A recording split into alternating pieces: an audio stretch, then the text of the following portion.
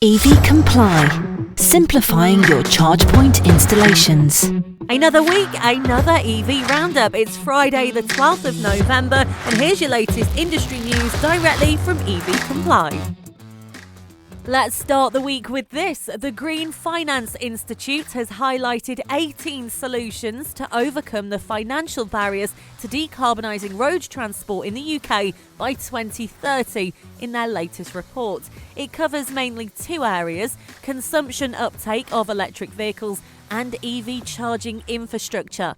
Dr. Rian Mari Thomas, OBE, Chief Executive of the Green Finance Institute, said decarbonising road transport is a key to meeting our national emissions target. It's a challenge that's too large and interconnected for any one part of the market to solve alone. We need radical collaboration through public and private partnerships across financing and industry, focusing on tackling the barriers and unlocking the estimated £150 billion of investment that's required to accelerate the pace of change. Now, it's a real interesting read. If you go to the Green Finance Institute online, you can see all of the 18 solutions that have been pointed out. So we now have the best and worst places to drive an EV. They've been revealed. Westminster has been identified as the best place in the UK to drive an electric vehicle with regards to the availability of charging infrastructure. It was revealed as part of a new study by Car Finance 247, which has ranked the 20 best and 10 worst places to drive an EV based on data from the Department for Transport that details the number of charging points per 100,000 residents in each UK local authority. Now, looking at the list here, in Westminster it's ranking high because they have 1,095 public charging devices, which is very good. Secondly, you've got Kensington and Chelsea with 547. After that, thirdly, you've got the City of London. Now, they only have 36 public charging devices, but per 100,000 people, they're covering 329.1, so still good stats there. Fourth, you've got Hammersmith and Fulham. They've got 580 public charging devices. And fifthly, you've got Wandsworth with 623 public charging devices, and that's your top 5 as to the best places to be riding around in an EV. Now, on to the worst places. I'll give you your top 5 there. The Isle of Scilly has been voted the worst altogether because they have 0 public charging devices as it stands. After that, you've got Castle Point. They have 3 public charging devices available. Thirdly, you've got Fenland. They've got 5 public charging devices available. And fourthly, you've got Medway. Now, they do have 17 public charging devices, which is far better than the other 3 I've mentioned, but obviously it's still not very good. And then you've got Rodder, Kite and Taff with 18 public charging devices, ranking 5th. So, yeah, it's not very great. Actually, there's a joint 5th, should I say. The Wirral also has 24 public charging devices and has actually done a joint ranking with the Rodder, Canon, Taff there. So, yeah, overall, they're the worst places for you to be driving around in your EV.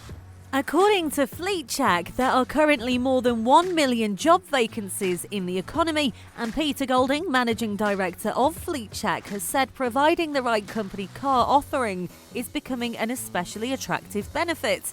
He added that the higher level of taxation in recent years have seen petrol and diesel company cars become perceived as less of an advantage within an overall employment package, but EVs have changed that perception completely in a very short space of time. There is a high degree of attractiveness to the employer bearing the financial risk of an EV, according to Fleet Check. The whole life costs for EVs are now comparable to petrol and diesel equivalents, but the monthly lease rates still look prohibitively high from a consumer's point of view. Golding said, as long as the driver's personal profit makes them a suitable driver of an EV in terms of the factors such as vehicle range and having access to off-street charging, there is currently a very good argument to offer them an option within their budget for a human resources point of view and to go with an EV.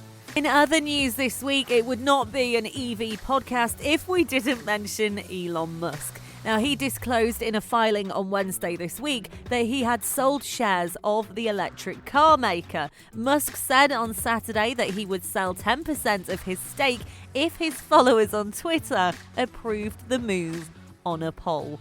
Only Elon would do it through Twitter. Now, the shares were sold to satisfy tax withholding obligations related to exercise of stock options to purchase about 2.2 million shares. Now, this is according to the filing.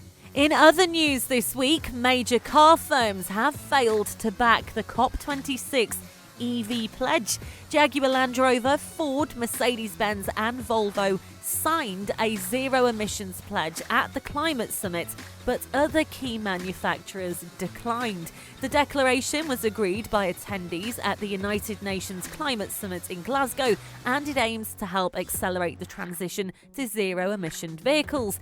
In the pledge, automotive manufacturers agreed to work towards selling only fully zero-emissions new cars and vans in leading markets by 2035 or sooner. The governments who have signed the deal, which included the UK, have agreed to do the same by 2035 in leading markets and 2040 elsewhere.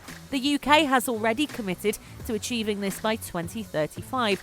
However, most of the world's leading car firms, including BMW Group, Renault Group, Hyundai Motor Group, Stellantis, Toyota and the Volkswagen Group, have not signed the deal, despite months of negotiations that took place. China, France, Germany and the US were among notable countries that did not sign the pledge either, although a number of US states and cities did. Great news this week for Hyundai as the full-electric Ioniq 5 lands another major Car of the Year award. The new 2022 Ioniq 5 electric crossover from South Korea automaker Hyundai Motor has been awarded the Green SUV of the Year award by Green Car Journal. Those seeking a ride to an all-electric future would do well in trying this award-winning crossover on for size. It's definitely getting some great press at the moment. Now let's talk stocks. Rivian is preparing to go public. The electric vehicle company is set to go public on Wednesday, but traders are still betting on two traditional automakers in the EV race. Now, this is just the latest entrant in an increasingly crowded market of EV stocks. The field includes first mover Tesla, of course, as well as relatively upstarts including NIO and Lordstown Motors.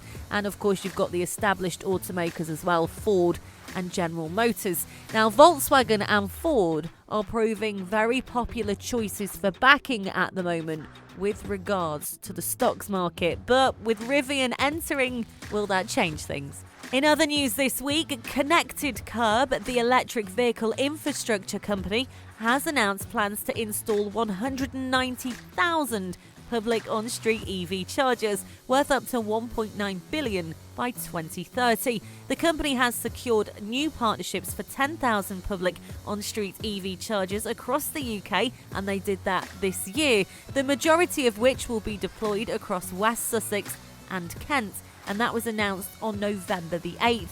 It said the investment will revolutionise access to EV charging for drivers without off-street parking and help support mass market charging for workplaces and fleets. Excitingly this week, Motor Fuel Group opens its first all-EV charging station. The independent forecourt operators have opened the charging station in Stretford, Manchester. With support from its power infrastructure partner Energy Assets Network, the site comprises 8 150-kilowatt ultra-fast charging points, which enables battery recharge in 20 to 40 minutes, along with retail convenience stores, food to go, restrooms and vehicle valeting facilities.